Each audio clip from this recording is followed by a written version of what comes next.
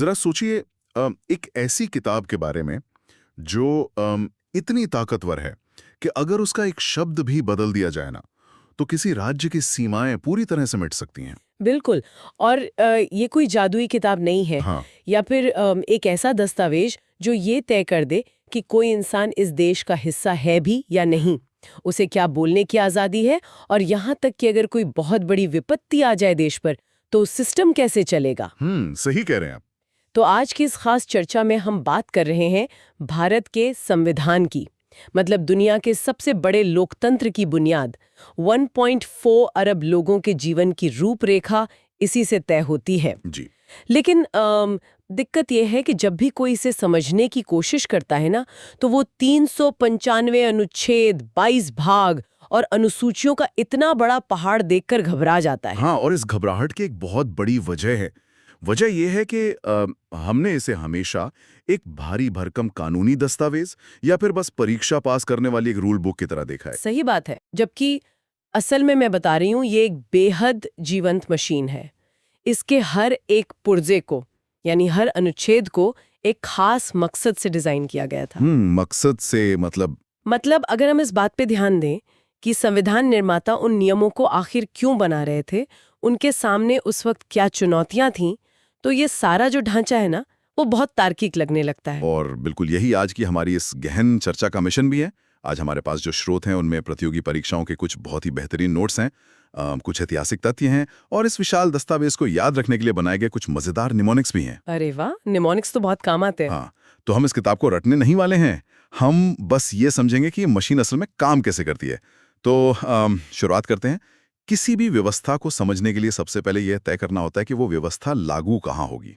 बिल्कुल। तो इसे एक घर के उदाहरण से समझते हैं। देखिए, संविधान का जो भाग 1 है, जो अनुच्छेद 1 से 4 तक है, वो हमें बताता है कि इस घर का प्लॉट कहाँ है।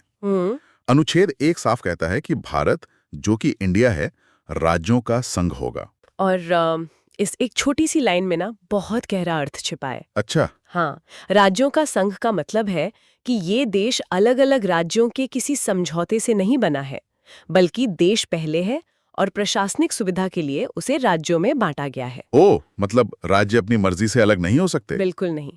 और जो अनुच्छेद 2 और 3 है, वो संसद को ये शक्ति देते हैं कि वो नए राज्यों को भारत में शामिल कर सकती है, या जो मौजूदा राज्य हैं उनकी सीमाएं बदल सकती है, उनके नाम बदल सकती है। अच्छा, तो मतलब अंदर से बदलाव मुमकिन है। हाँ, इसे अक्सर ऐसे समझा जाता है कि भारत विनाशी राज्यों का एक अविनाशी संघ है।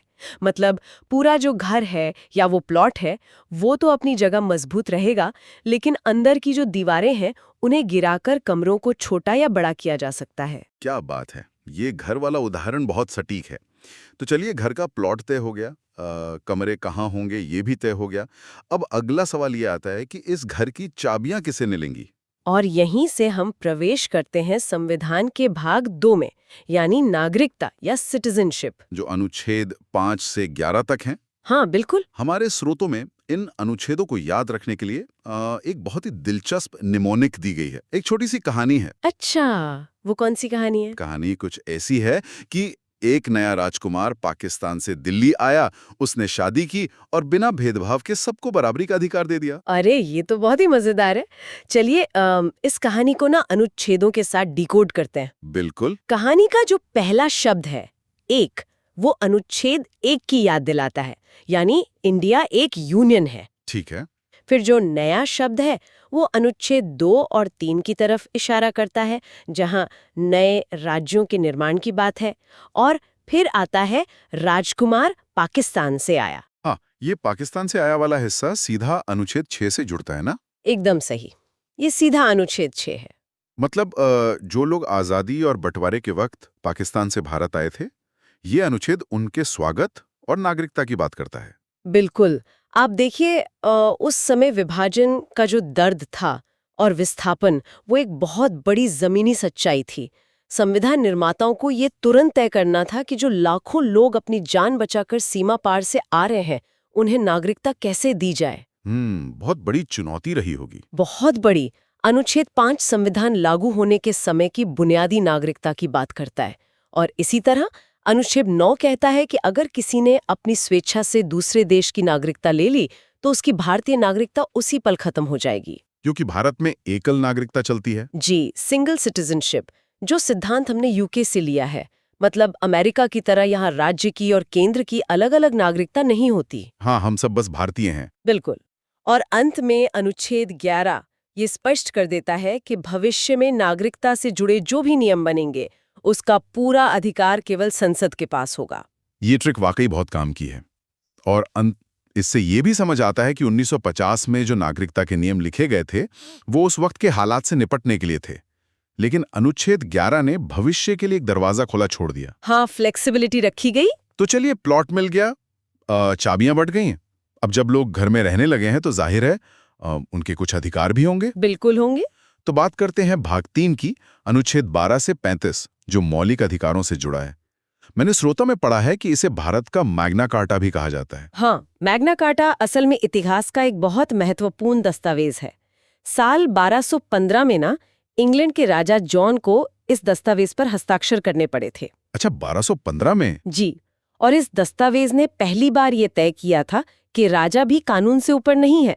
क्या बात है। तो जब हम संविधान के भाग 3 को भारत का मैग्ना कार्टा कहते हैं तो उसका सीधा मतलब ये है कि ये हिस्सा सरकार की ताकत पर लगाम लगाता है और नागरिक को सर्वोच्च मानता है। सरदार वल्लभ भाई पटेल की अध्यक्षता वाली समिति ने इसे आकार दिया था ना? बिल्कुल सही। उदाहरण के लिए आप देखिए, अनुच्छेद 14 ये सुनिश्चित करता है कि कानून के सामने सब समान है, चाहे वो कोई आम मजदूर हो या देश का प्रधानमंत्री। एकदम सही। और अनुच्छेद 17 भी तो है, जो छुआछूत का पूरी तरह से अंत करता है। जी, अनटचेबिलिटी का खात्मा। इसे सिर्फ एक कानूनी नियम की तरह नहीं देखा जा सकता। मेरा मतलब है, हजारों सालों से चली आ रही एक सामाजिक कुप्रथा को एक झटके में गैर कानूनी घोषित कर देना, ये अपने आप में एक बहुत बड़ा और साहसिक कदम था। बहुत साहसिक कदम था। और इसके बाद आता है अनुच्छेद 19, जो हमें बोलने की आज़ादी से अपनी बात रखने की और देश में कहीं भी घूमने या बसने की आज़ादी देता है। लेकिन इन सब अधिकारों के बीच ना, मुझे लगता है अनुच्छेद 21 सबसे अलग नजर आता है, जीवन और व्यक्तिगत स्वतंत्रता का अधिकार। हाँ, और अनुच्छेद 21 की गहराई को समझना बहुत जरूरी है। ये अन केवल सांस लेने का अधिकार नहीं है, बल्कि गरिमा के साथ जीने का अधिकार है। राइट।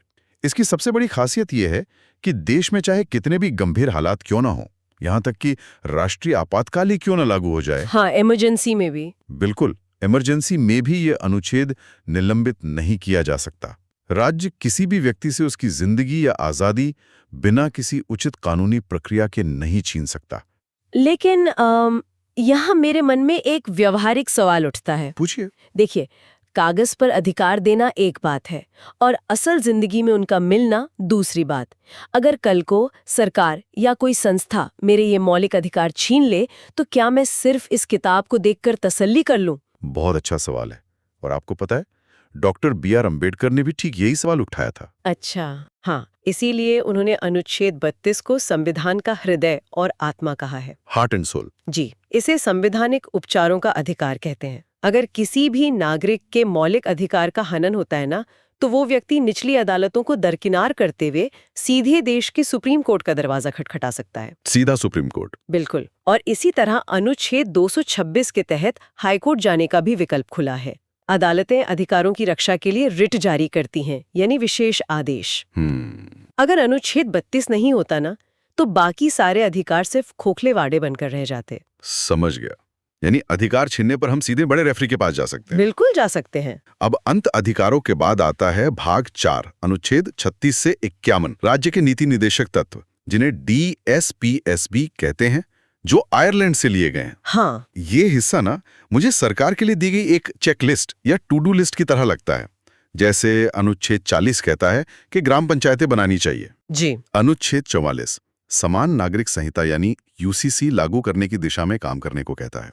या फिर अनुच्छेद 50 जो साफ निर्देश देता है कि न्यायपालिका को कार्यपालिका से अलग रखना चाहिए, ताकि जज बिना किसी दबाव के निष्पक्ष फैसले ले सके। बिल्कुल। देखिए, इन निर्देशक तत्वों को ना अदालतों द्वारा जबरन लागू नहीं करवाया जा सकता। मतलब हम कोर्ट नहीं जा सकते इनके लिए? नहीं, लेकिन जब भी सरकार कोई नई नीति बनाती है तो उसे इन सिद्धांतों को ध्यान में रखना ही होता है। ये एक तरह से कल्याणकारी राज्य का यानी वेलफेयर स्टेट का खाका है। लेकिन यहाँ मुझे एक बड़ा विरोधाभास नजर आता है। कैसा विरोधाभास? देखिए, अधिकार तो ठोस है, हमने अभी बात की कि उनके लिए हम कोर्ट जा सकते हैं। लेकिन अगर हम संविधान के भाग 4A में जाएं, जहां अनुच्छेद 51A के तहत मौलिक कर्तव्य दिए गए हैं, तो पता चलता है कि ये मूल संविधान का हिस्सा थे ही नहीं। सही पकड़ा आपने। इन्हें 1976 में 42वें संशोधन के तहत जोड़ा गया, और वो भी तत्कालीन सोवियत संघ के संविधान से प्रभावित होकर। हाँ। तो मेरा सवाल ये है कि ये ड्यूटीज इतने साल बाद क्यों जोड़ी गईं? और क्या ये सिर्फ कुछ नैतिक सुझाव हैं या इनका भी कोई ठोस कानूनी आधार है? देखिए, 1976 का जो समय था ना, वो ऐतिहासिक रूप से बहुत उथल-पुथल भरा था। हाँ, इमरजेंसी का दौर। जी, मूल संविधान बनाते वक्त शायद निर्माताओं का ये विश्वास रहा होगा कि एक स्वतंत्र देश के नागरिक अपने कर्तव्यों का पालन स्वाभाविक रूप से करेंगे ही। लेकिन बाद में ये महसूस किया गया कि सिर्फ अधिकारों की मांग करने वाले नागरिकों को ये लिखित रूप में याद दिलाना बहुत जरूरी है कि उनकी कुछ जिम्मेदारियां भी हैं इस देश के प्रति। अच्छा, तो यूएसएसआर का प्रभाव यहाँ कैसे आया? सोवियत संघ जैसे समाजवादी मॉडलों में ना नागरिकों के कर्तव्यों पर बहुत जोर दिया जाता था, और वहीं से ये प्रेरणा ली गई। और जहां तक आपके दूसरे सवाल की बात है, कानूनी आधार की, तो आप सिर्फ अपना कर्तव्य न निभाने के कारण सीधे जेल नहीं जाते। शुक्र है। हाँ, लेकिन जब कोई अदालत किसी कानून की वैधता परखती है ना, तो वो इन कर्तव्यों को काफी अहमियत देती है। शुरुआत में सिर्फ 10 कर्तव्य जोड़े गए थे, और अब 11 है ना? बिल्कुल। बाद में जब समाज को शिक्षा की अहमियत और ज्यादा महसूस हुई, तो 86वें संशोधन के जरिए 11वां कर्तव्य जोड़ा गया, जो माता पिता की जिम्मेदारी तय करता है। हाँ, जो माता पिता को अपने बच्चों को शिक्षा के अवसर देने की जिम्मेदारी देता है। ये काफी स्पष्ट तस्वीर है। अधिकारों और कर्तव्यों का संतुलन होना ही चाहिए। चलिए अब घर के नियमों से आगे बढ़कर इस घर को चलाने वालों की बात करते हैं। भाग 5, जहां सत्ता के खिलाड़ियों की एंट्री होती है। सबसे अहम भाग। बिल्कुल, सबसे ऊपर है राष्ट्रपति, अनुच्छेद 52 के तहत। मैं इसे अक्सर ना कॉर्पोरेट दुनिया के नजरिए से देखता हूँ। मुझे लगता है कि राष्ट्रपति किसी बड़ी कंपनी के चेयरमैन की तरह हैं। रोचक उपमा है। वो पद का गौरव बढ़ाते हैं, लेकिन जो प्रधानमंत्री हैं वो असली सीईओ हैं। सारे रोजमर्रा के फैसले, बोर्ड मीटिंग्स और नीतियां प्रधानमंत्री और उनका मंत्रिमंडल ही तय करता है, जो अनुच्छेद 74 और 75 में है। ये चेयरमैन और सीईओ वाली उपमा ना संसदीय प्रणाली को काफी हद तक समझा देती है। भारत में राष्ट्रपति राज्य का प्रमुख होता है, लेकिन सरकार का प्रमुख जो है वो प्रधानमंत्री होता है। बिल्कुल। और राष्ट्रपति के चुनाव की जो प्रक्रिया है वो अनुच्छेद 54 और 55 में दी गई है, जो हमारे आम चुनावों से बहुत अलग होती है। हाँ, मैंने स्रोतों में पढ़ा था जी। इसे एकल संक्रमणीय वोट प्रणाली कहते हैं। जी, सिंगल ट्रांसफरेबल वोट। ये नाम थोड़ा जटिल लगता है। ये काम कैसे करता है असल में? इसे ऐसे समझते हैं, आम चुनाव में हम जाते हैं और अपने पसंदीदा उम्मीदवार के सामने बटन दबाते हैं। हाँ, जिसे सबसे ज्यादा वोट मिलते हैं वो जीत जाता है। बिल्कुल। तो वोटर किसी एक को वोट नहीं देता, वो अपनी प्राथमिकताएं तय करता। प्राथमिकताएं मतलब रैंकिंग? हाँ, रैंकिंग। नंबर 1 पर मेरी पहली पसंद, नंबर 2 पर दूसरी पसंद। अब अगर पहली पसंद वाले उम्मीदवार को जीतने लायक पर्याप्त वोट नहीं मिलते और वो रेस से बाहर हो जाता है, तो उस वोटर का वोट बेकार नहीं जाता। अच्छा, तो वो वोट कहाँ जाता है? उसका वोट अपने आप उसकी दूसरी पसंद वाले उम्मीदवार को ट्रांसफर हो जाता है, यानी संक्रमित हो जाता है। ओ, अब समझ आया, संक्रमणीय का मतलब। जी, और इसी जटिल प्रक्रिया के कारण ये सुनिश्चित होता है कि जिसे भी राष्ट्रपति चुना जाए उसके पास एक व्यापक बहुमत हो। ये तो बहुत ही शानदार गणितीय व्यवस्था है, ताकि हर वोट की कीमत बनी रहे। बिल्कुल। और अनुच्छेद 60 के तहत भारत के मुख्य न्यायाधीश उन्हें शपथ दिलाते हैं। जी, सीजेआई। राष्ट्रपति के पास ना अनुच्छेद 72 के तहत किसी की सजा माफ करने की भी शक्ति होती है। और अगर चेयरमैन यानी राष्ट्रपति अपनी हदों को पार करें या संविधान का उल्लंघन करें तो क्या होगा? तो अमेरिका के संविधान से प्रेरणा लेते हुए अनुच्छेद 61 के तहत महाभियोग चलाकर उन्हें पद से हटाया भी जा सकता है, जिसे इम्पीचमेंट कहते हैं। हाँ। और ऐसा ही संतुलन हर स्तर पर रखा गया है। देश को किसी एक व्यक्ति के हाथ की कठपुतली बनने से रोकने के लिए कई अन्य पद भी हैं। बिल्कुल है। जैसे उपराष्ट्रपति हैं अनुच्छेद 63 के तहत, जो अनुच्छेद 64 के तहत राज्यसभा के सभापति की जिम्मेदारी भी निभाते हैं। सरकार को कानूनी मामलों में सही रास्ता दिखाने के लिए महान्यायवादी यानी अटॉर्नी जनरल हैं, जिनका जिक्र अनुच्छेद 76 में है। और सबसे अहम, देश के खजाने की चाबी और हिसाब किताब रखने के लिए कैग यानी अनुच्छेद 148 में। सही कहा।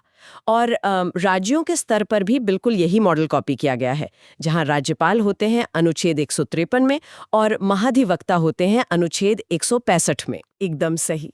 लेकिन इसी चेक और बैलेंस की बात पर ना मुझे एक चीज हमेशा खटकती है। क्या? अगर असली ताकत सीईओ यानी प्रधानमंत्री और संसद के पास है, तो फिर अनुच्छेद 123 राष्ट्रपति को अध्यादेश यानी ऑर्डिनेंस जारी करने की इतनी विशाल शक्ति क्यों देता है? अध्यादेश तो बिना संसद के पास किए ही सीधे कानून बन जाता है। क्या ये संसद को पूरी तरह से किनारे कर देने का कोई लूप होल या बैकडोर नहीं है? देखिए, अध्यादेश की शक्ति को ना एक लूपहोल के बजाय एक आपातकालीन वाल्व की तरह देखना चाहिए। आपातकालीन वाल्व? हाँ, आप देखिए, संसद साल के 365 दिन तो काम नहीं करती ना, उसके सत्र होते हैं, सेशंस होते हैं। हाँ, विंटर सेशन, मॉनसून सेशन। बिल्कुल। अब मान लीजिए देश में कोई अचानक आर्थिक संकट आ जाए या किसी नए तरह के साइबर अपराध की लहर आ जाए और संसद का सत्र शुरू होने में अभी महीनों बाकी हो, तब सरकार हाथ पर हाथ धरे तो नहीं बैठ सकती ना। जाहिर है कुछ तो एक्शन लेना पड़ेगा। तो ऐसे समय में अनुच्छेद 123 के तहत राष्ट्रपति अध्यादेश जारी करते हैं, जो तुरंत कानून की तरह लागू हो जाता है।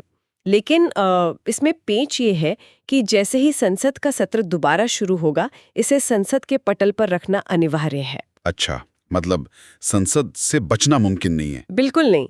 संसद शुरू होने के 6 हफ्ते के भीतर अगर इसे मंजूरी नहीं मिली, तो ये अध्यादेश खुद ब खुद खत्म हो जाएगा। ओह, तो ये सिर्फ एक अस्थायी पुल है, न कि संसद का कोई स्थायी विकल्प। एकदम सही समझे आप। अब जब बात आपातकालीन स्थितियों की निकल आई है, तो हम संविधान के उस हिस्से को कैसे छोड़ सकते हैं जिसने स्वतंत्र भारत के इतिहास को सबसे ज्यादा प्रभावित किया है? आप आपातकाल यानी इमरजेंसी की बात कर रहे हैं। हाँ। संविधान निर्माताओं को ये अच्छी तरह पता था कि कोई ऐसा समय आ सकता है जब देश की सुरक्षा या आर्थिक स्थिरता खतरे में हो।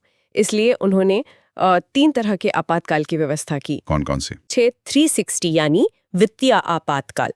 स्रोतों पर नजर डालें तो भारत में राष्ट्रीय आपातकाल अब तक 3 बार लागू किया गया है। 1962 में चीन के साथ युद्ध के समय, 1971 में पाकिस्तान के साथ युद्ध के समय और फिर 1975 में। जी। 1975 का आपातकाल सबसे ज्यादा चर्चा में रहता है और इसी के बाद संविधान में एक बहुत बड़ा बदलाव किया गया था, 44वां संविधान संशोधन। हाँ, ये बहुत अहम संशोधन था। मुझे ये समझना है कि इस संशोधन ने ऐसा क्या किया जो उसे इतना महत्वपूर्ण माना जाता है। देखिए, 1975 से पहले ना अनुच्छेद 352 में एक शब्द था आंतरिक अशांति या इंटरनल डिस्टर्बेंस। ओके। ये शब्द अंत बहुत अस्पष्ट था। कोई भी विरोध प्रदर्शन या राजनीतिक हलचल को आंतरिक अशांति मानकर आपातकाल लगाया जा सकता था। मतलब कोई ठोस परिभाषा नहीं थी इसकी? बिल्कुल नहीं। 1975 के बाद नई सरकार ने ये महसूस किया कि इस अस्पष्टता का भविष्य में भी दुरुपयोग हो सकता है। इसलिए 44वें संशोधन के जरिए इस शब्द को हटा दिया गया। और इसकी जगह क्या जोड़ा गया? इसकी जगह सशस्त्र विद्रोह यानी आर्म्ड रिबेलियन जोड़ दिया गया। अच्छा। इसका सीधा मतलब है कि अब सिर्फ राजनीतिक विरोध के नाम पर राष्ट्रीय आपातकाल नहीं लगाया जा सकता। जब तक देश के अंदर लोग हथियारों के साथ बगावत न कर दें, तब तक ये अनुच्छेद लागू नहीं होगा। ये तो बहुत अहम बदलाव था।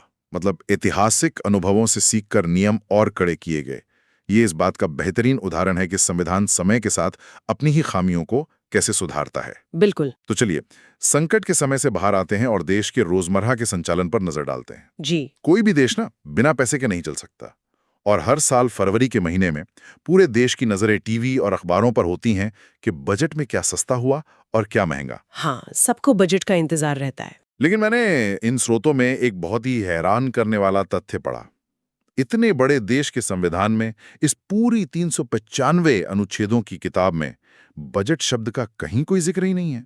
हाँ, ये एक बहुत ही मजेदार तथ्य है जो काफी लोगों को नहीं पता होता। तो फिर बजट को कहते क्या है? असल में बजट जो है ना, वो फ्रांसीसी शब्द बोगेट से आया है, जिसका मतलब होता है चमड़े का थैला। अच्छा। आम बोलचाल और मीडिया में यह शब्द इतना हावी हो गया कि हम इसे संवैधानिक शब्द मान लेते हैं। तकनीकी और कानूनी रूप से संविधान के अनुच्छेद 112 में इसे सिर्फ वार्षिक वित्तीय विवरण कहा गया है। Annual financial statement. जी। इसमें सरकार संसद को पूरा हिसाब देती है कि आने वाले साल में उसे किन स्रोतों से पैसा मिलने की उम्मीद है और वो पैसा कहाँ खर्च होने वाला है। और पैसे निकालने या टैक्स लगाने के लिए अनुच्छेद 110 के तहत धन विधेयक यानी मनी बिल की व्यवस्था है। बिल्कुल। मज़ोक सरकार बिना संसद की मंजूरी के एक भी पैसा न तो जनता से वसूल सकती है और न ही खजाने से खर्च कर सकती है। सही कहा। तो पैसे और कानूनों के अलावा कुछ और लोग भी हैं जिन्हें हम इस लोकतांत्रिक खेल के स्वतंत्र रेफरी कह सकते हैं। जैसे कि चुनाव आयोग। हाँ, चुनाव कौन करवाएगा? इसके लिए अनुच्छेद 324 के तहत इलेक्शन कमीशन है। और क्या आपको पता है कि इसका गठन 25 जनवरी 1950 को हुआ था? यानी गणतंत्र दिवस से ठीक एक दिन पहले। बिल्कुल। इसीलिए हम हर साल 25 जनवरी को राष्ट्रीय मतदाता दिवस मनाते हैं। इन संस्थाओं की आजादी ना लोकतंत्र में बहुत मायने रखती है। इसी तरह न्याय के लिए अनुच्छेद 124 के तहत सुप्रीम कोर्ट का गठन किया गया है। और सुप्रीम कोर्ट के पास एक बहुत ही दिलचस्प शक्ति है, अनुच्छेद 137 के तहत अपने ही फैसलों की समीक्षा करने की शक्ति, रिव्यू करने की पावर। जी। इसका मतलब है कि देश की सबसे बड़ी अदालत भी ये मानती है कि परिस्थितियां बदलने पर या कोई नई बात सामने आने पर वो अपने पुराने फैसलों को पलट सकती है या सुधार सकती है। ये तो बहुत अच्छी बात है कि गलती सुधारने की गुंजाइश हमेशा रहती है। बिल्कुल। और राज्यों और केंद्र के बीच संसाधनों का सही बंटवारा हो, इसके लिए अनुच्छेद 280 के तहत वित्त आयोग यानी फाइनेंस कमीशन काम करता है। मतलब ये पूरा सिस्टम बहुत ही बारीकी से डिजाइन किया गया है। लेकिन जैसे जैसे दुनिया बदलती है, जरूरतें बदलती हैं, 1950 में जो नियम लिखे गए वो आज के समय में शायद हर जगह फिट ना बैठे। सही बात है। तो इस रूल बुक को अपडेट करने का क्या तरीका है? इसके लिए हमें दक्षिण अफ्रीका के संविधान से प्रेरणा मिली और हमने अनुच्छेद 368 जोड़ा। अच्छा, अनुच्छेद 368। जी। ये अनुच्छेद संविधान में संशोधन यानी अमेंडमेंट की पूरी प्रक्रिया बताता है और ये प्रक्रिया ना एक गोल्डीलॉक्स जोन की तरह है। गोल्डीलॉक्स जोन मतलब ना तो बहुत ज्यादा कठोर और न ही बहुत ज्यादा नरम। अगर आप अमेरिका का संविधान देखें तो उसे बदलना इतना मुश्किल है कि वहां बहुत कम संशोधन हुए हैं आज तक। और ब्रिटेन का? दूसरी तरफ ब्रिटेन का संविधान इतना लचीला है कि संसद बहुत आसानी से किसी भी नियम को बदल सकती है। तो भारत ने क्या किया? भारतीय संविधान के अनुच्छेद 368 ने एक बीच का रास्ता चुना।